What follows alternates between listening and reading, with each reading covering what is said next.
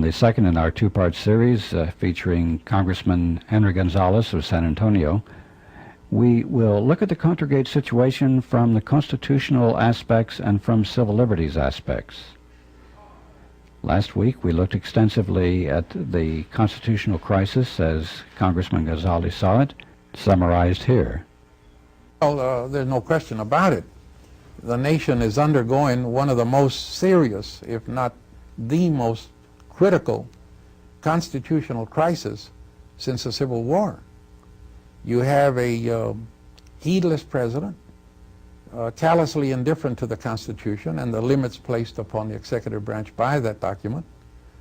He ignores the Congress. He has violated every single principle that America basically stands for. He has ordered the assassination of foreign leaders he doesn't like. He has killed by an executive decision that exceeds his power under the Constitution. Up to now it hasn't been exerted that way. He has killed and caused to kill innocent children and women and civilians. He has invaded and suborned and attempted to pervert the nationality, the sovereignty and nationality of independent sovereign nations such as those in Central America and elsewhere in Latin America. Grenada.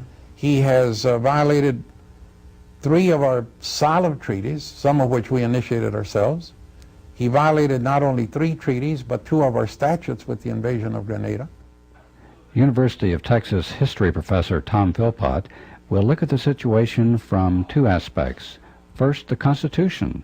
What does it say? Is it being violated? And secondly, he reviews the history of repressive legislation, and we compare that with what is happening today. But first, let's look at the latest in the series of repressive legislation, FEMA. Perhaps the most dangerous of all the aspects that the government didn't go into is the Rex 84 executive order, which we reported on from the Spotlight back in 1984. And it was about the plans which Oliver North was helping to gin up in relationship with the Federal Emergency Management Agency to have that agency actually plan and take over the government, a coup if you will, in case of war or national emergency, or in case that Reagan wanted to invade Nicaragua and there was a lot of dissent in the country over this. The Spotlight has a 8-page special on the whole aspect of this, and it says that what FEMA has done is to set up a parallel government, and all these people are trained, and people at the state and local levels are trained also, and particularly the police organizations. But people are trained so that when the president gives the word, and of course all he has to do is give the word, he doesn't have to get congressional approval. If he says it's a national emergency, then they have things set up so that they actually go in and they will run the various departments in the executive branch. Well, it'll be the military to do this. I have some information on this, Frank, that was published in these Times that somehow got hold of the Department of Defense directive that was put out by this Federal Emergency Management Agency, FEMA, that Oliver North helped to write up. And the Pentagon document states, in those areas in which martial law has been proclaimed, military resources may be used for local law enforcement. Normally, a state of martial law will be proclaimed by the President.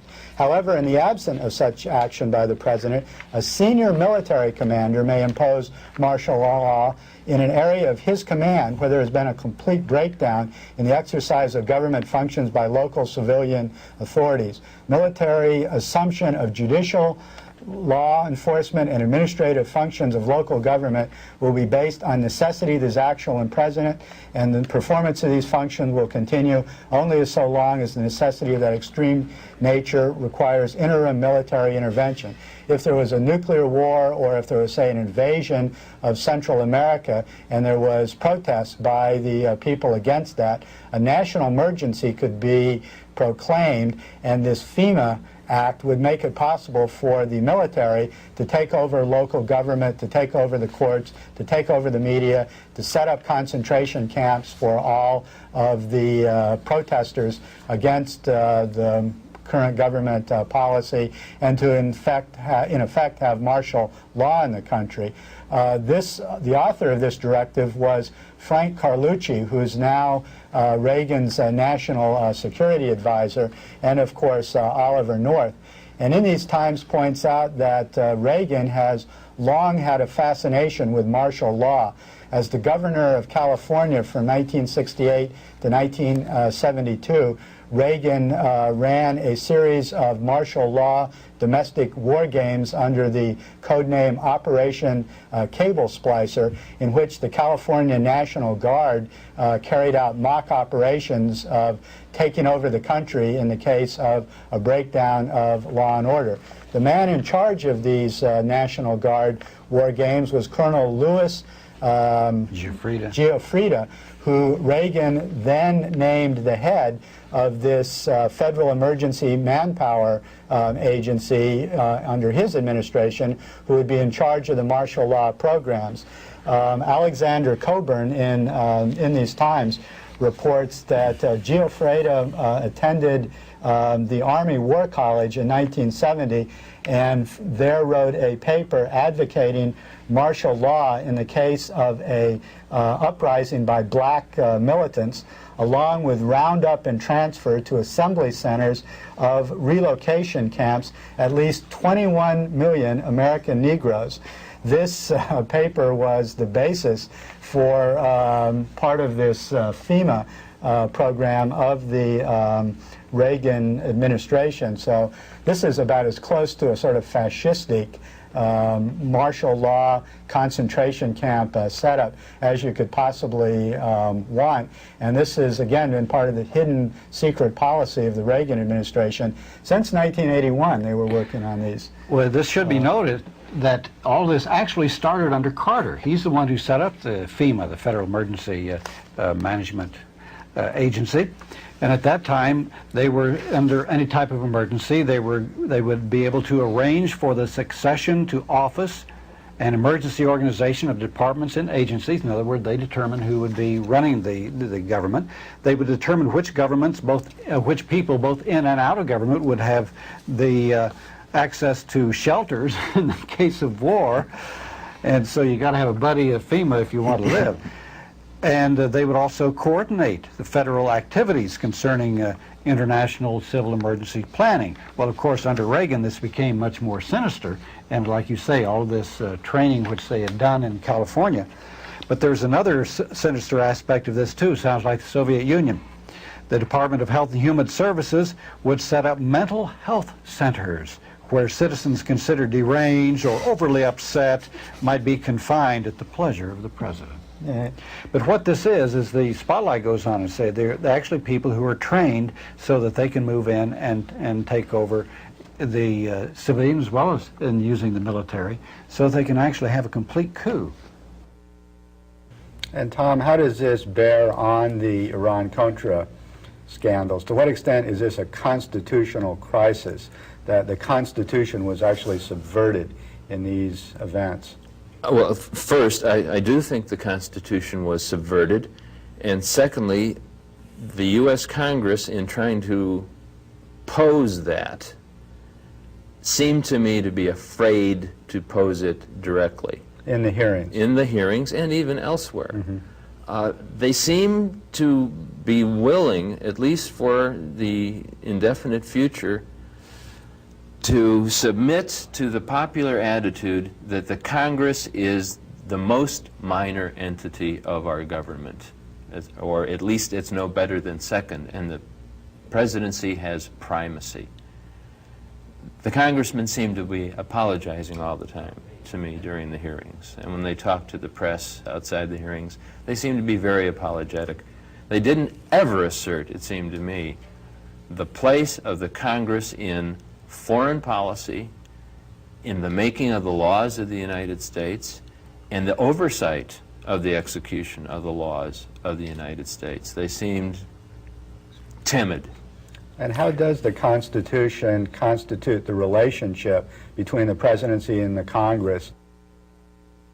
The Congress has the power, quote, to regulate commerce with foreign nations, to define and punish piracies and felonies committed on the high seas and offenses against the law of nations. Now, the Congress was merely consulted after the fact about the adventure in the Persian Gulf, but that language doesn't suggest that that is the priority of action. The power has the sole power, the Congress has the sole power to declare war, to raise and support armies, and that's in the plural, as if there won't be one standing army, and that was the intent at the time, that there should be occasional armies called upon when needed, and Congress cannot appropriate monies for them for more than 2 years at a time. Again, the bias was against a standing military. The Congress has the power to provide and maintain a navy. The Congress has the power to make rules for the government and regulation of the land and naval forces of the United States, to provide for organizing the army and disciplining the militia and governing all such parts of the militia as are called into direct service to the United States, and so on. The President, in the realm of foreign policy, is given in Article 2 of the Constitution the right to make treaties, and then the language is by and with the advice and consent of 2/3 of the Senate present. Well, this is very interesting in relation to the Iran-Contra affair, because very much so. obviously Reagan himself, the presidency, was selling arms to the Iranians without even consulting, without even telling the Congress what he was doing, whereas the Constitution says it's up to the Congress to carry out commerce with foreign nations, which obviously this... Oh, and there's much, much more. Well, They were raising armies and exactly. everything. And then the Contra thing, the Reagan administration was raising and funding its own army, i.e. the Contra. And lying to Congress? Lying to Congress, even when Congress banned all support, military support to the Contras. Part of Reagan the, was giving it to them. And the again, that excuse goes of against the North, Constitution. in particular, was that he was trying to, it was his word, circumvent the Boland Amendment, which prohibited aid by intelligence gathering agencies to the Contras, to circumvent it without breaking it. Then there was an argument, how do you circumvent without breaking? And he said, but not to circumvent the Constitution, and then he interpreted the Constitution as giving the President supremacy in foreign relations. And that's a misinterpretation. It is. And furthermore, I think it's, to me, it's chastening, arresting, encouraging to look at the Constitution and see then in Article 2 that the last two stipulations about the President's power are, first, he may be impeached, and anyone that he directs to break the laws of the United States may be impeached. And lastly, his chief duty is to take the care to see that the laws are faithfully executed. That's the spirit of the Constitution, not the rigid construction branch. Tom, you mentioned that one of the last two stipulations was that the President could be impeached. And do you think that the actions committed by the Reagan administration would constitute grounds for impeachment? Henry B. Gonzalez, of course, has argued that it should. I think, strictly speaking, Congressman Gonzalez is correct, but it also impresses me that there are so many people in the executive branch and in the Congress and in the judicial branch who seem to be in doubt as to the meaning of the Constitution, or who seem equally indifferent to the niceties of the Constitution, that we have a far deeper problem here than can be settled by trying to impeach one or a few officials, including Reagan. Reagan is not guilty of thinking things that many people in the government, in more than one branch, think, and that is a problem. What now?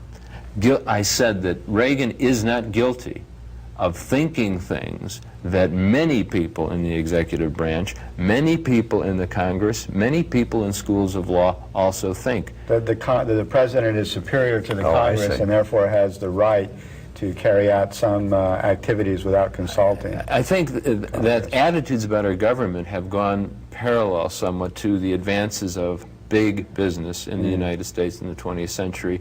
The American people are management-minded people.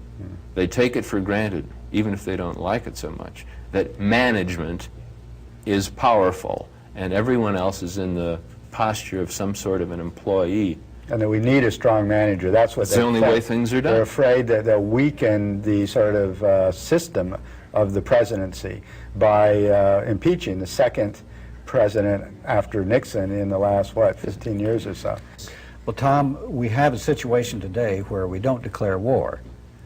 And which Particularly under Reagan, they have elevated to doctrine, to policy, low-intensity warfare, where they will carry on wars estimated by the CIA watchers of up to as many as 50 around the world right now,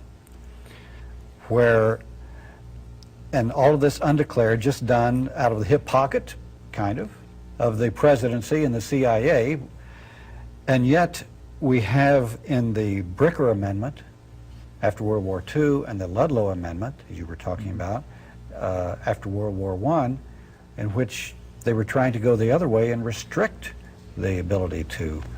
The Ludlow Amendment was a deep reaction to the horror story that was World War I.